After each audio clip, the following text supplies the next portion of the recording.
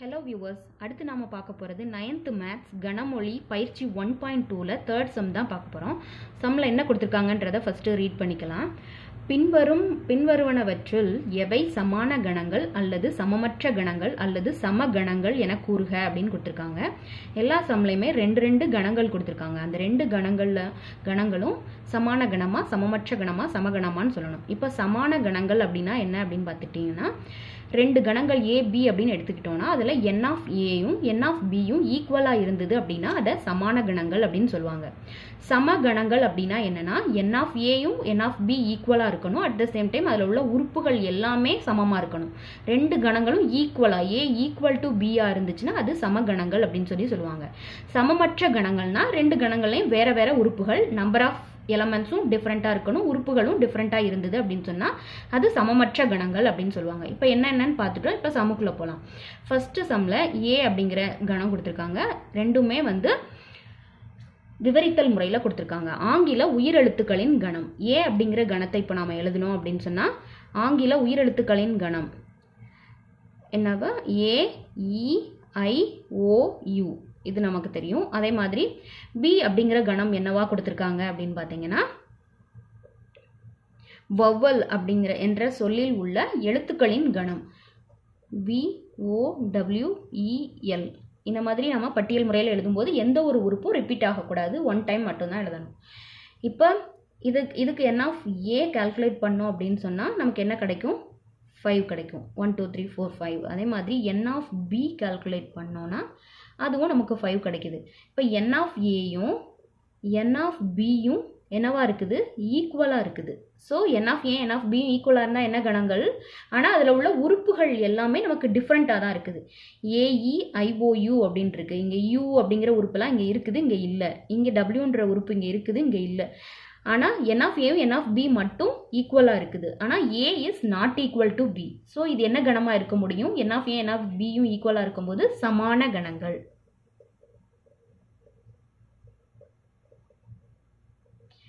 A and B are சமான கணங்கள் அப்படின்னு நாம எழுதிடலாம். இப்போ செகண்ட் போர்ஷன்ல என்ன கொடுத்திருக்காங்க அப்படின்னு பார்த்தீங்கன்னா CD அப்படிங்கிற ரெண்டு கணம் கொடுத்திருக்காங்க. இந்த ரெண்டு கணமும் என்னன்னு சொல்லி நாம எழுதணும். இப்போ Cங்கிற கணத்துல உறுப்பு நமக்கு கொடுத்துட்டாங்க. 2 3 4 5ன்னு இருக்கு. D அப்படிங்கிற இந்த கணத்துல X அப்படிங்கிற உறுப்பு X என்ன? W. X belongs to W அப்படிங்கிறது என்ன அப்படின்னு பார்த்தீங்கன்னா முழு எண்கள். முழு எண்கள் அப்படின்னு சொல்லும்போது அது 0 முழு எண்கள்னாலே நமக்கு தெரியும் 0 1 2 3ன்னு போயிட்டே இருக்கும். அதில் எக்ஸோட வேல்யூவுக்கு நமக்கு லிமிட் கொடுத்துட்டாங்க 1ல இருந்து 5 வரைக்கும். அதாவது 1 less than X less than 5. அதாவது எக்ஸோட வேல்யூ 1க்கும் 5க்கும் மிடில் மட்டும்தான் இருக்கும். அதுவும் இங்கே ஈக்குவல் டு சிம்பிள், அதாவது less than or equal to அப்படின்ற சிம்பிள் கொடுத்துருந்தாங்கன்னா 1ம் 5ம் அதில் வரும். இங்கே less than or equal to இல்லாததுனால 1ம் 5ம் வராது. இப்போ எக்ஸோட வேல்யூ என்னவா இருக்கும் அப்படின்னு பார்த்தீங்கன்னா 2 3 4. ஸோ எக்ஸோட வேல்யூ நமக்கு தெரியும். அப்போ எக்ஸோட வேல்யூவை வச்சு D அப்படிங்கிற இந்த கணத்தை பட்டியல் முறையில் நம்ம எழுதிக்கிட்டோம்னா எந்த ஒரு சம்லையுமே மற்ற விவரித்தல் முறையிலையோ கணக்கட்டமைப்பு முறையிலையோ இருந்தது அப்படின்னு சொன்னால் அதை நம்ம பட்டியல் முறைக்கு மாற்றிட்டு தான் நம்ம அது என்ன கணங்கள்னு நம்மளால் சொல்ல முடியும். அதனால் பட்டியல் முறைக்கு ஃபஸ்ட்டு மாற்றுறோம். D அப்படிங்கிற கணத்தில் எக்ஸோட உறுப்பை வச்சு எழுதுகிறோம். 2 3 4 அப்படின்ற Dங்கிற கணம் நமக்கு கிடைச்சிருச்சு. இப்போ Cங்கிற கணம் ரெண்டுமே பட்டியல் முறையில் மாற்றினதுக்கு அப்புறம் தான் நம்மளால சொல்ல முடியும். ஸோ இப்போ ரெண்டு கணத்துலையும் உள்ள உறுப்புகள் சமமாக இல்லை. ஏன்னா இங்கே 5 இருக்கு, இங்கே இல்லை. அப்போ ரெண்டு கணத்துலையும் உள்ள n of A n of C n of Dயுமே நமக்கு டிஃப்ரெண்ட்டாக இருக்குது. அது மாதிரி கணங்களும் சேமான கணம் இல்லை. ஸோ இதை என்னன்னு நம்ம சொல்லுவோம்? சமமற்ற கணம். C and D கணங்கள் சமமற்ற கணங்கள்.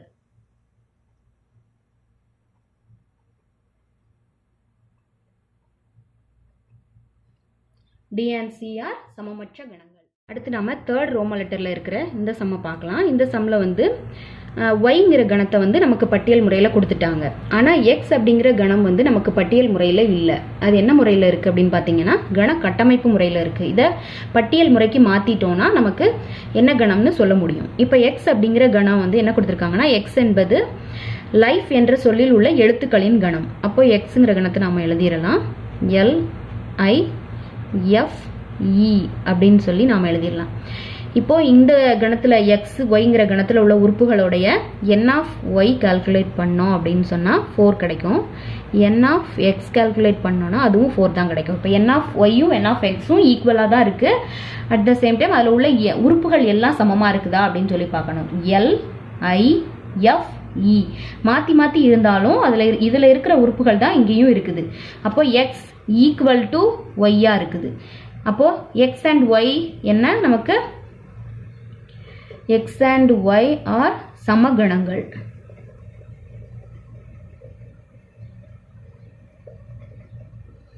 n of y n of x ஈக்குவலா இருக்கு, உறுப்புகளும் ஈக்குவலா இருக்கிறதுனால அது வந்து சமகணங்கள்னு நம்ம சொல்லிட்டோம்.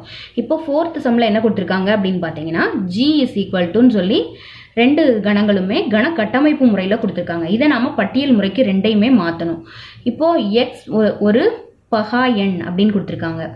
x என்கிறது என்ன அப்படின்னு பார்த்தீங்கன்னா பகா எண். அதோட லிமிட் வந்து 3 less than x less than 23 கொடுத்துருக்காங்க. அதோட லிமிட் வந்து கொடுத்துட்டாங்க. 3க்கும் 23க்கும் நடுவில் தான் இருக்கணும், பகா எண்ணா இருக்கணும் அப்படின்னு கொடுத்துருக்காங்க. பகா எண்ணா நமக்கு தெரியும், ஒன்று மற்றும் அதே எண்ணால் வகுப்படக்கூடிய நம்பரை பகா எண் அப்படின்னு சொல்லி சொல்லுவோம். பகா எண்ணோட லிஸ்ட் நமக்கு தெரியும். அதில் 3க்கு மேலே இருக்கிற நம்பரை நம்ம பார்க்கணும். இப்போ எக்ஸோட வேல்யூ என்னென்னவா வரும் அப்படின்னு பார்த்தீங்கன்னா 2 வராது. 3 less than or equal to வந்தால் தான் 3 சேரும். இங்கே வந்து less than மட்டும் கொடுத்துருக்கிறதுனால 3 வராது. ஸோ 5 7 11 13 பகா எண் அப்படிங்கிறதுனால தான் நம்ம இந்த லிஸ்ட் எழுதிட்டு இருக்கோம். 15 கிடையாது, 17 19 23 வரும். ஆனால் இங்கே வந்து less than 23 மட்டும் கொடுத்துருக்கிறதுனால 23 வராது. less than or equal to கொடுத்துருந்தாங்கன்னா 23 நமக்கு வரும். இப்போ இந்த 6 உறுப்புகள் தான் வரும். இப்போ n of g என்னவா இருக்கும் அப்படின்னு பார்த்தீங்கன்னா இந்த உறுப்புகளை கொண்ட கணத்தை தான் g அப்படின்னு சொல்லி சொல்லுவோம். அப்போ n of g வந்து என்னவா கிடைக்கும் 6 அப்படின்னு சொல்லி நமக்கு கிடைக்கும். இப்போ h அப்படிங்கிற இந்த கணத்தை எடுத்துக்கிட்டோம் அப்படின்னா இந்த கணத்தில் வந்து x என்பது 18இன் வகு எண்கள், அதாவது 18இன் வகு எண்கள் அப்படின்னு கொடுத்துருக்காங்க. 18 எந்த எண்ணாலெல்லாம் வகுப்படுமோ அந்த உறுப்புகளை கொண்ட கணத்தை தான் h அப்படின்னு சொல்லி சொல்லியிருக்காங்க. இப்போ 18 அப்படிங்கிற நம்பர் எந்த நம்பராலலாம் வகுப்படும் அப்படின்னு பார்த்தீங்கன்னா 1 ஃபர்ஸ்ட் வந்து பார்க்கலாம். 1 2 2ஆல் வகுப்படும். 9 2s are 18. 3ஆல் வகுப்படுமா அப்படின்னு பார்த்தீங்கன்னா 3 6 are 18. 4ஆல் வகுப்படுமா அப்படின்னு பார்த்தீங்கன்னா 4 16 5 20 ஆயிரும். ஸோ 4 வராது. அதுக்கப்புறம் 6 9 18 இது எல்லாமே 18ஓட வகு எண்கள். அப்போது h அப்படிங்கிற கணத்தை நாம் எழுதும்போது இந்த உறுப்புகள்லாம் அங்கே வரும். 1 2 3 6 9 18 அப்படிங்கிற இந்த 6 உறுப்புகளை கொண்ட ஹெச்ங்கிற கணம் கிடைக்கும். இப்போ n of h நம்ம கால்குலேட் பண்ணும்போது என்ன கிடைக்கும்னா 6 அப்படின்னு சொல்லி கிடைக்கும். ஆனால் g அப்படிங்கிற கணத்தையுமே நம்ம எழுதிக்கலாம். ஜிங்கிற கணத்தில் வந்து 5 7 11 13 17 19 அப்படிங்கிற இந்த ஜிங்கிற கணம் கிடச்சிருக்கு. n of g வந்து நமக்கு இந்த வேல்யூ கிடச்சிருக்கு. n of h வந்து இந்த வேல்யூ கிடச்சிருக்கு. இப்போது n of ஹெச்சும் n of ஜியும் வந்து நமக்கு ஈக்குவலாக இருக்குது, அப்படி தானே? n of ஜியும் n of ஹெச்சும் நமக்கு ஈக்குவலாக இருக்குது. ஆனால் அதில் உள்ள உறுப்புகள் ஈக்குவலாக இருக்குதா அப்படின்னு பார்த்தோம்னா இல்லை, வேறு வேறு உறுப்புகள் தான் இருக்குது. ஸோ இது என்ன கணம்? ஜி அண்ட் ஹெச் வந்து என்ன கணம்? சமான கணம், சமான கணங்கள். n of ஹெச்சும் n of ஜியும் ஈக்குவலாக இருக்குதுனால சமான கணங்கள்னு நமக்கு கிடைச்சிருக்குது. இந்த சம்மில் எதுவும் டவுட் இருந்துச்சுன்னா கமெண்ட் செக்ஷனில் கேளுங்க.